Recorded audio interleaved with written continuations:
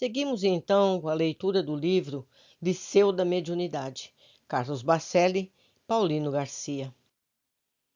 Dolores, a colombiana. Com o intuito de ampliar as possibilidades do diálogo que naturalmente se estabelecera, o Dr. Odilon Fernandes convidou-nos para uma das varandas do liceu, onde nos acomodamos em singelos bancos. Não tínhamos pressa e o assunto era apaixonante. Solicitando que um dos estagiários que nos providenciasse um suco extraído da essência de flores do bem cuidado jardim que circundava o prédio central do educandário sob a sua direção.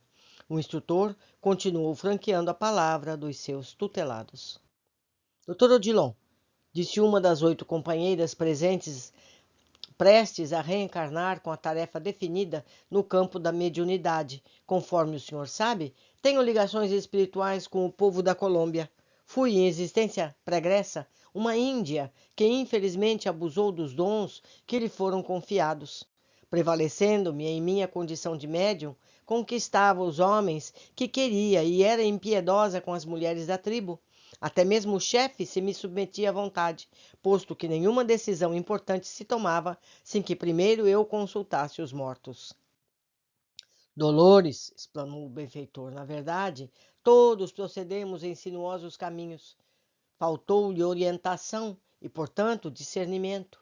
Você viveu numa cultura em que a mulher era completamente subordinada, antevendo a possibilidade de ser livre, de ter alguma ascendência social, é natural que não hesitasse.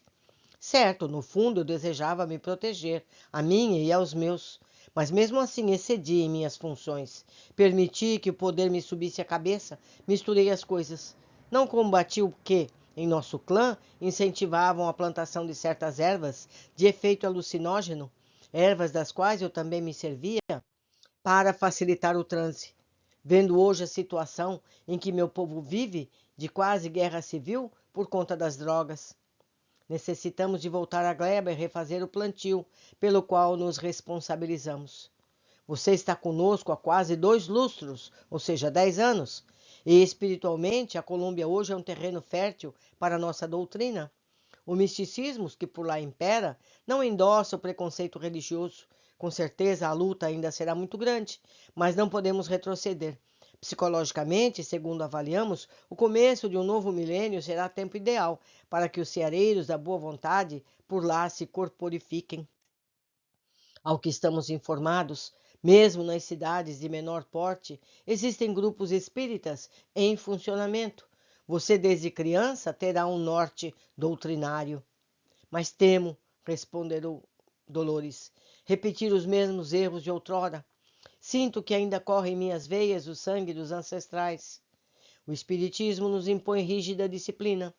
Quero comigo as minhas vestes coloridas, os meus colares, os meus incensos.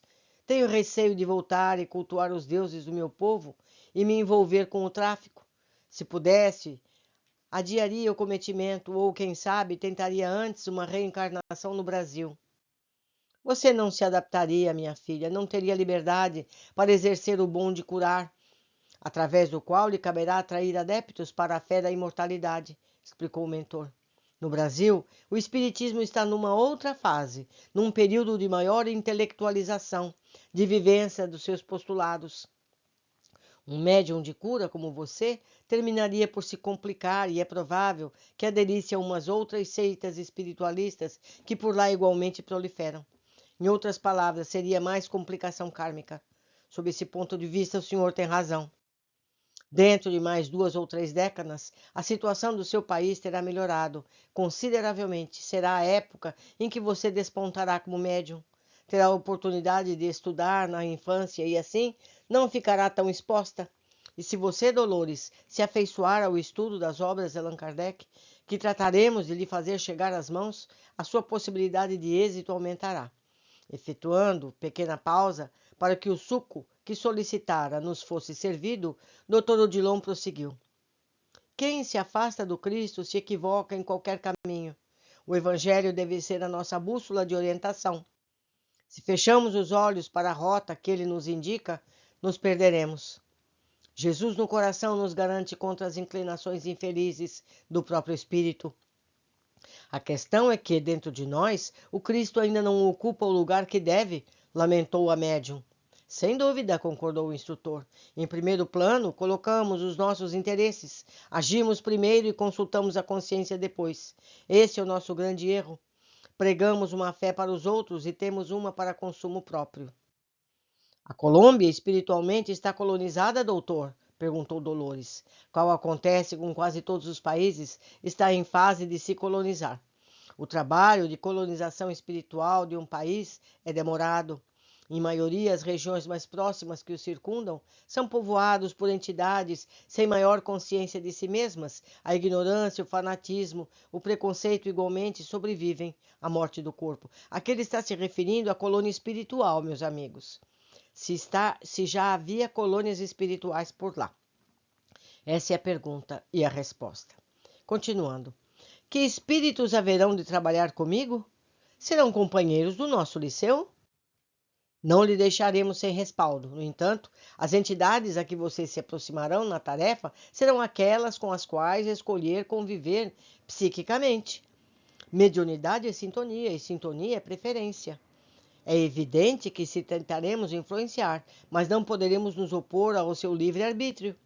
Se o médium se submete ao espírito, a recíproca é verdadeira, ou seja, sem a anuência do médium nada podemos fazer. Curar através da imposição das mãos contrariará muitos interesses. Se ao invés de renascer mulher eu pudesse ser homem, observou nossa irmã. Acredite, Dolores, argumentou o benfeitor. Na condição de homem você cairia facilmente. O assédio seria maior, não despertaria a compaixão de quase ninguém. A mulher, por mais sofra, com a discriminação até certo ponto é preservada pela sociedade e, no mínimo, conta com a solidariedade das outras. Você está pensando apenas nos espinhos, no entanto, não se esqueça das bênçãos que por suas mãos serão encaminhadas à sua gente.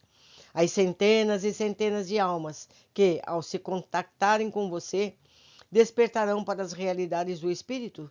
Diante das luzes que por seu intermédio se acenderão, as curas eventuais se efetuem nos corpos enfermos, pouco significarão.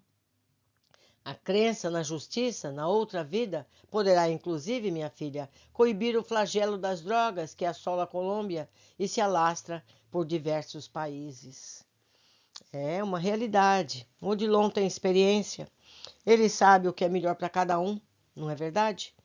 Por hoje ficamos aqui. Vamos aguardar a continuidade dessa fascinante história. Até breve.